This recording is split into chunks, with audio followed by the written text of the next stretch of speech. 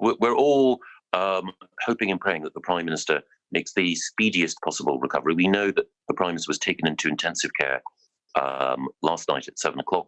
Number 10 released a statement at 8, and the Prime Minister is getting the best possible care from the superb team of doctors at St Thomas's, and of course there'll be updates from Number 10 throughout the day.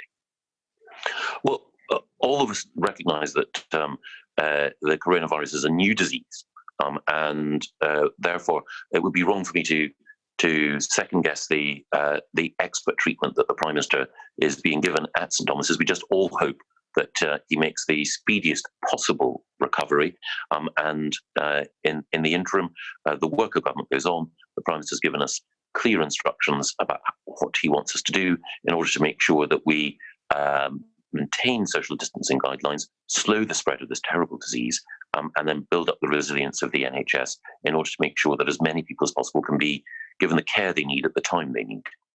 Well, the clinicians gave us the information last night about the deterioration in the Prime Minister's condition, and they're working hard now in order to make sure that the Prime Minister is in the strongest possible position.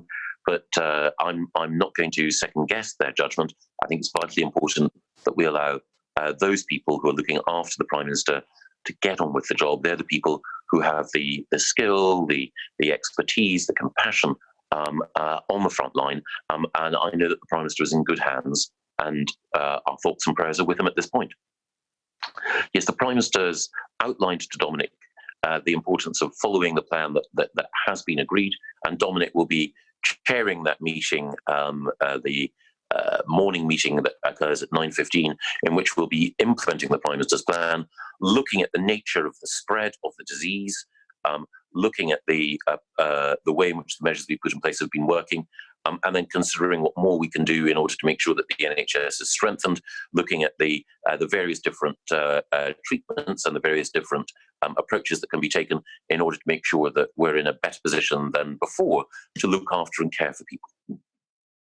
Well, naturally, the Prime Minister is having the best care possible. I know that he wants the government to carry on working effectively. We're fortunate that we've got a great team of civil servants and a strong team of across government working as one, doing everything we can to implement the Prime Minister's plan. Moving on, could you tell us what your role is going to be in the absence of Boris Johnson? Thank you, Adam. I'm part of the team working to Dominic Raab. Dominic chairs a meeting which is coming up in just a few minutes' time, which brings together the Chief Medical Officer, the Chief Scientific Advisor, various ministers, and also key civil servants. We look at the progress of the disease, consider what more is needed in order to strengthen the NHS, and then there are different ministerial groups that meet during the day.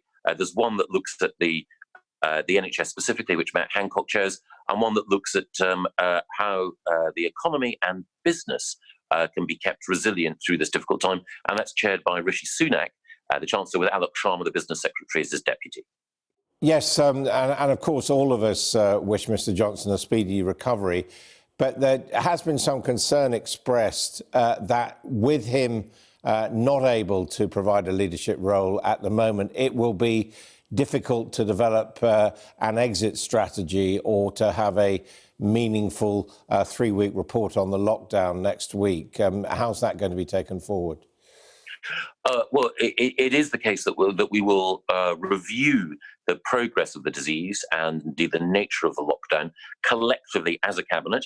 The cabinet will be chaired by Dominic Raab, the Foreign Secretary, as first Secretary of State, and will review the evidence that we have in front of us, and then we'll take an appropriate decision. But, you know, as you appreciate, Adam, as we all appreciate, nobody likes the lockdown.